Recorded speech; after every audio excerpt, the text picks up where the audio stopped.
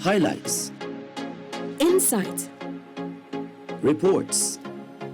updates, This is the progress, progress. the Progress Report.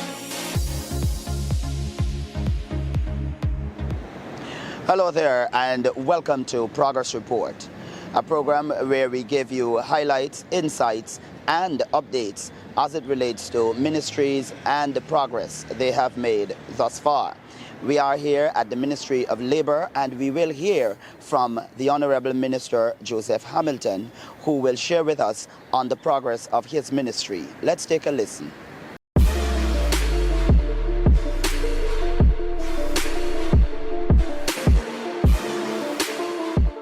The thing is, everything I do and say, I like to frame it between the three pillars that was established to run the ministry. One is the issue about capacity building, what has happened. So we have had, within the ministry itself, capacity building for staff, which is ongoing. As I speak to you, we are about to launch a program for all staff, I believe, must be trained. That's a program that has to do with customer relations. So we have departments here, the labor officer, the OSH officer, the CR. All of them, I think, should have an understanding about customer relations. How you relate to a person. Even though you have the law on your side, I believe you can have better responses and cooperation from an employer if you know how to approach the matter. And so we are about to do that. As I speak to you, I think about 13 or more officers from the Board of Industrial Training as I speak to you. They're undergoing training with the Guyana National Bureau of Standards.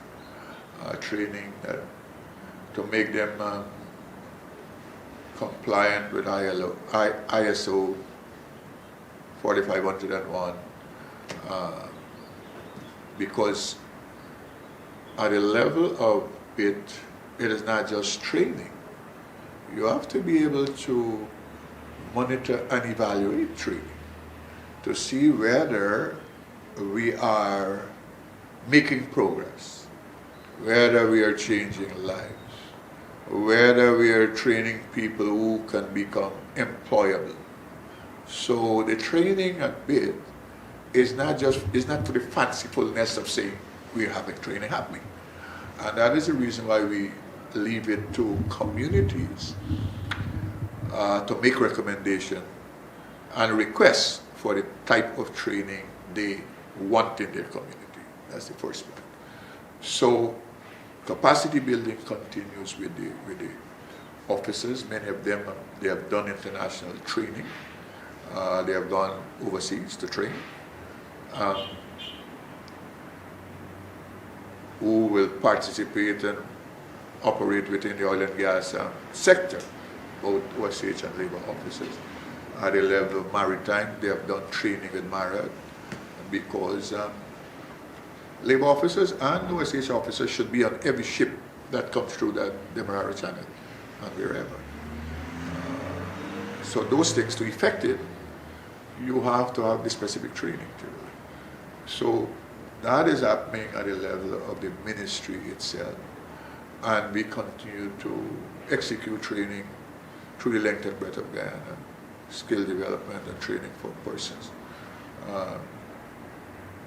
young people, retired persons, women specifically, and the important thing of causing women to think outside the box, to move beyond the narrowness of the type of training they were exposed to over the decades, move into the area of what we call the hard skills training program, so they can properly participate in the economy. And importantly for females who are listening, what I'm saying, and males, the majority gender in Guyana is the female population. You know, Mr. Gaspar, you didn't know that, because you all men operate like you all are majority. And that's a good thing. So we cannot continue to exclude females from some specific training. That means half of the population we will be excluding. We cannot be talking about national development and we don't have women trained in this technical skill, heavy duty equipment operator, steel benders, welding and fabrication, building construction, plumbers, electricians, because already we are short of skills. And if we continue with the narrowness of training, excluding women, we will suffer more as a nation.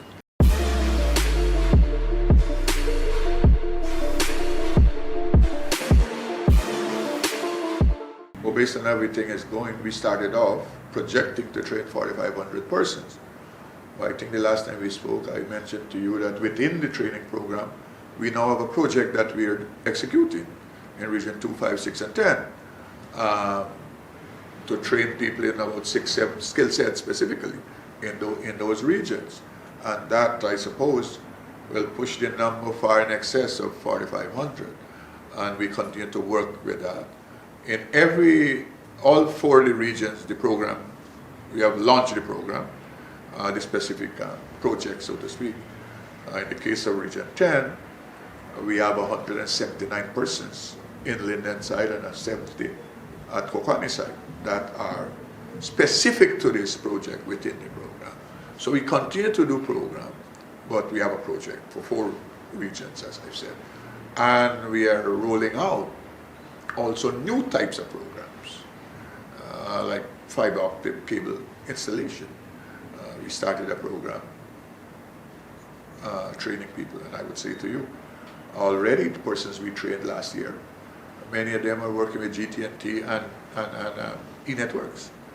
So we'll continue that. Drone training, we have executed that. And what was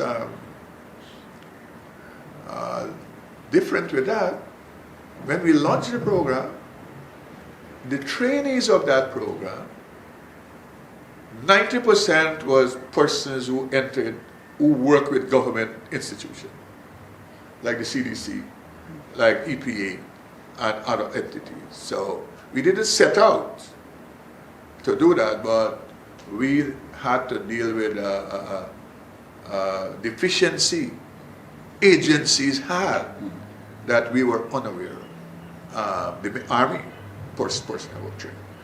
We hope to continue that and expand it in all different sectors. So there are some new types of training, more technical in nature, that we will continue to do.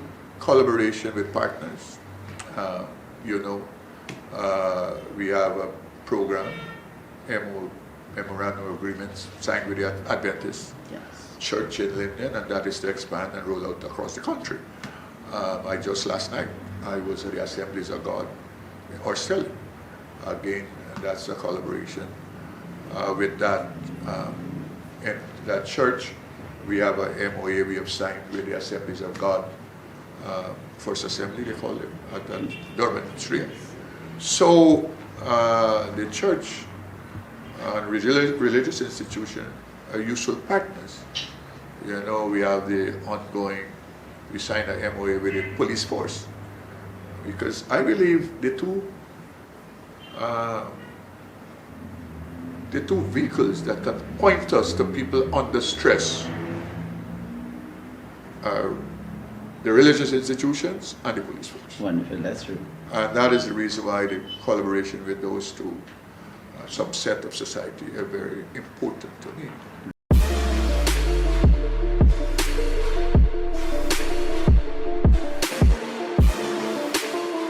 Just last week I was in Orial and Siparuta. I launched programs there, nearly 100 persons, but 3 different types of programs. Before that week I was in Morocco doing the same thing. And that continues as I speak to you. They have several programs running in Karasaba area and all these satellite villages Region 9, we have 3 subset of programs and offices to run the program. We launched about a month ago programs in North Rupununi. And what is good for North Rupununi, we have a facility. Building that was built by the previous government and just left there, $160 million. We are now collaborating, utilizing it along with the Bina Hill Institute, and we have started training there. So all the regions in every hinterland community and riverine community, we have training programs that are happening. Not so long ago I came out of Maruka. I went there to launch programs, not just at Santa Rosa. I went to Waramuri and other villages. So we're going further upriver or downriver, whichever one, because I'm always confused as to which one is what. But we are going further away from the central population villages to execute programs in hinterland communities. We're just about appointing another bit officer for Region 9 who will deal specifically with the Karasabay area. So because it's not that easy for the officer in Letem to manage. North Rupununi is different. So because we have launched programs in Karasabay, that has to be supervised. Region 8, the officers are over the mountain right now as I speak to you, dealing with programs, Keto, Kurukubaru, Baramakutayan, and we have program launch in Region 7. The same thing, the officers just came out last week from Upper Mazaruni, where we are about to launch programs in all the villages there, Waramadam, Keto, Kaku, Jawala, and so. So every place, BIT has never been into the places that we are today. We have never trained, BIT has never even ventured, never thought about it. And the numbers are there to prove the point, because I mentioned some time ago, when we came into government, average persons that were being trained yearly was 1,300 to 1,500 persons. By the time the end of 2020, we already trained 2,000. Last year we trained 3,086 persons. And we have a projection for over 4,500 this year. And that is because we are venturing into places that never knew BIT existed. And then you have other sets of persons who will be trained. We have done training for the Ministry of Amerindian Affairs last year in 3 areas. The persons who are driving tractors and servicing them in Amerindian communities, bought by Ministry of Amerindian Affairs, we train them. The solar panel technicians, we train them. The IT people, we train them. As I speak to you, we are having discussions with the Prime Minister, the people who are dealing with the hub and whatever, Mr. Arsewa. We are to train 3 sets of persons. The manager of the hub, the repair person, and the person who is to deal with the programs. And so we are having conversations with GEA. They have a special program to train, I think, 75 women in hinterland communities as solar panel technicians to manage their, when they set up these mini solar panel farms. And so we have MOA we just signed with the Inspectorate Division of the Ministry of Public Works. That is basically to help to develop more people with the skill of electrical installation, because in many places they don't have them. They depend on one man. You know, many of the construction you're seeing here, all the people running wire, is one man that's going to collect the certificate so they can put in GPL. So a man stays home and he get $400,000 and $200,000 just to go get a certificate for the guy. That has to change. And the only way you can change it is train more persons in all the region. So we're having a lot of collaboration with partners, both sister agencies in the government and private sector, who look to us to help with that. with training.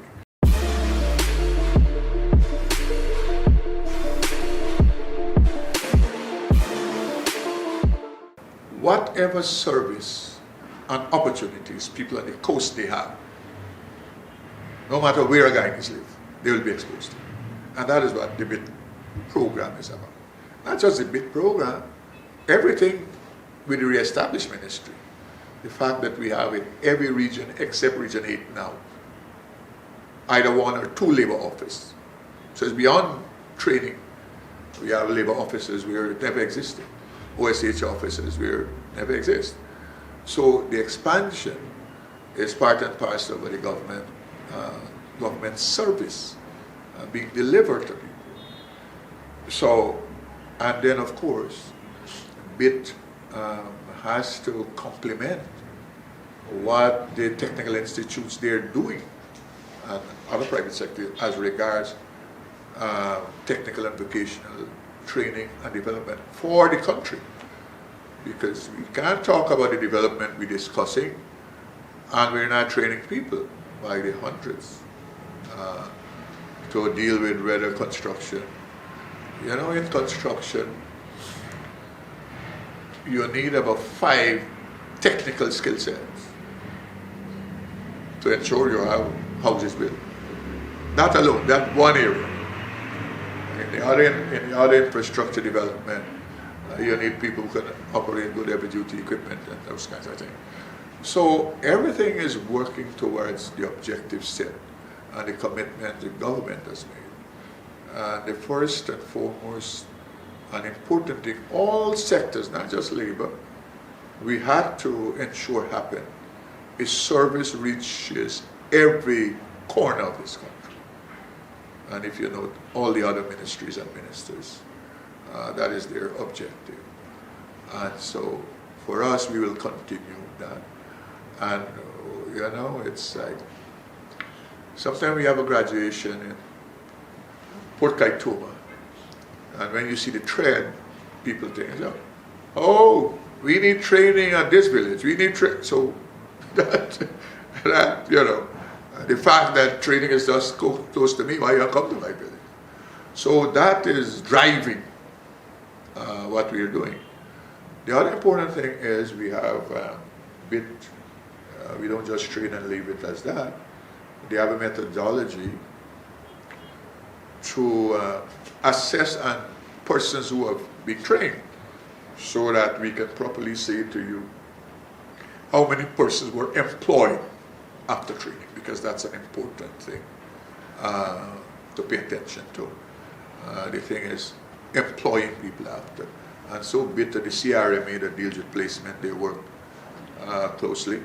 You know, we established a job board where people can put up their certification and you have employers there, they're advertising there on our job board. I can't give you specific numbers because it changes by the day, but I know that people are responding to the job board and people are being employed by the job.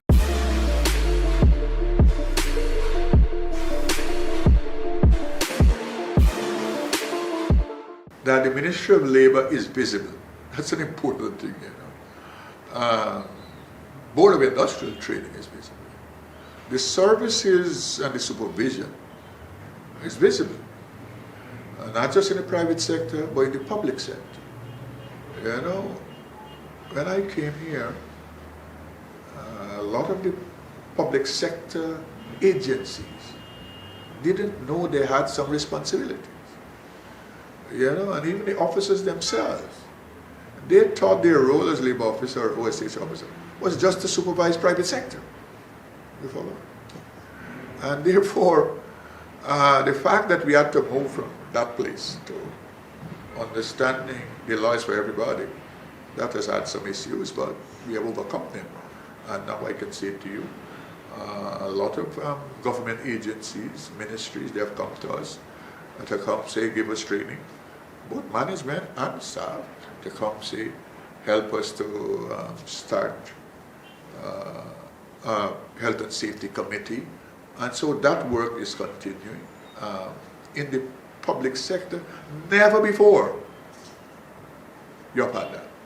You know, when the Ministry of Foreign Affairs would see it fit and useful to interact with OSCs to say, okay, help us to establish a health and safety committee. It informs you. If people understand government, they will follow what I'm saying. Public service ministry, and across the spectrum.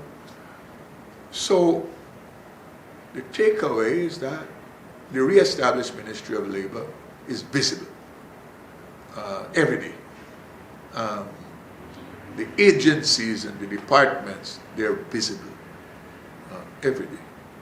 And we will continue to do that. We have to do that.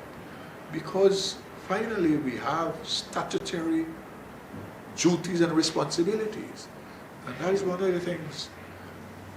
A labor officer, or OSH officer, CRMA officer, co-ops, or here is not a little clerk somewhere.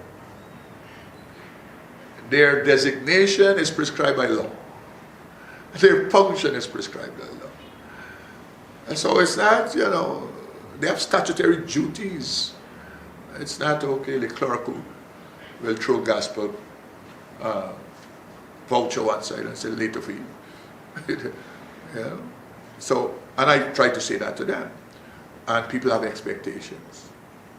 People, sometimes I get up in the morning when I get up, I don't know if people get my phone number, I have dozens of requests. Sometimes the man is not, his wife is requesting, somebody taking advantage of my husband. So the point is the messenger by the dozens. So that is one of the ways I get a lot of information, And it must be that people are now confident that they can reach out to this minister and to this ministry now to put before us their grievances, and they're confident that it will be attended to. And so that is the takeaway of all of this. And all we're doing is giving service. All this minister is doing is giving service. All I'm doing is doing my job that I must do, I have to do. And I tell people, I'm not doing a special favor for you. This service you must have as a citizen. And that has brought us to the end of Progress Report. Until next time, I've been your host, Lennox Gasper. Highlights, Insight. reports. Updates. This is the progress. Progress. The Progress Report.